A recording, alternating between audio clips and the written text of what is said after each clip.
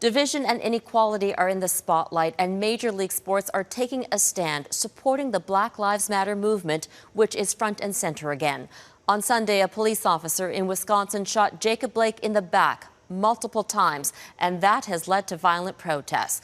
The American president, Donald Trump, is vowing to restore law and order, but blames the unrest on political rival Joe Biden and local Democratic officials.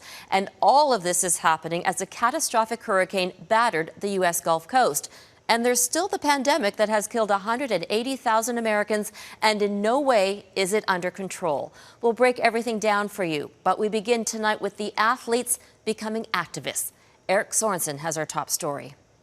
After the NBA rocked the sports world by going dark, the reverberations have now shaken sports in this country. The NHL calling off Thursday's playoff games. The league held a moment of pre-game reflection Wednesday over racial injustice, but many believed it fell short of what the moment called for. I don't think we should be here. I think the NHL should postpone the games. I really feel that we should be more supportive of Black Lives Matter. The jarring halt in sports came from the NBA in its bubble. Players were willing to be isolated from COVID-19, but refused to be walled off from society's latest confrontation over race and police brutality. The Milwaukee Bucks, their city just down the road from Kenosha, where Jacob Blake was gunned down by police from behind, said basketball must halt. Despite the overwhelming plea for change, there has been no action.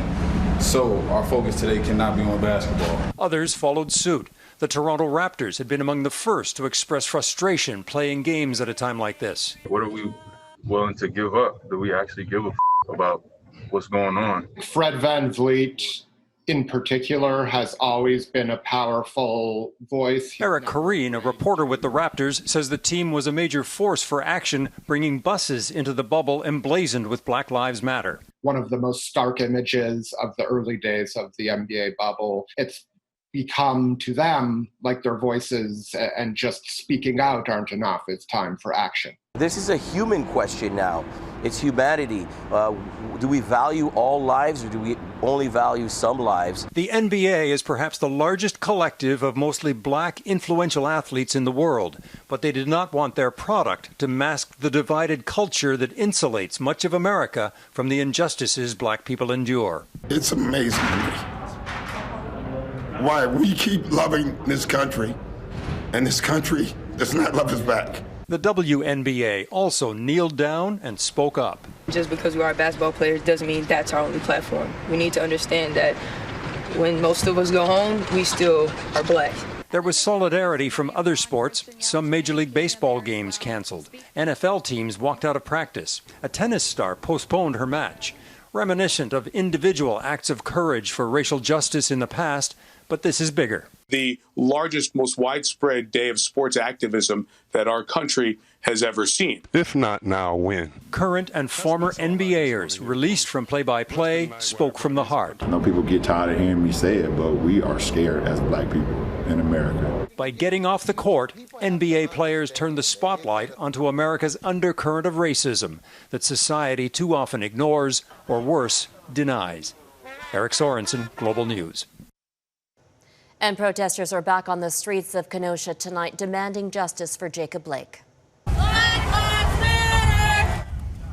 Last night's demonstration was much calmer than the chaos seen early this week, and today city officials called on the community to keep protests peaceful. The law enforcement, the National Guard, the Sheriff's Department, all of them are here to be protective and to help protect the community, and to also keep protesters who are peaceful protesters safe. Local law enforcement refused today to provide more information about the shooting and what prompted Officer Rustin Shesky to open fire on Blake. Instead, they're planning to answer questions at a news conference tomorrow. Shesky and the other officers involved have been placed on administrative leave. Civil rights activist Reverend Jesse Jackson was in Wisconsin today demanding an unbiased investigation into the shooting. The investigation should be, and the two who watched it, they should be indicted as well. Because if Jacob had shot the police 7 times, he couldn't have gone home that night. Come on, sir. We need police, but not above the law.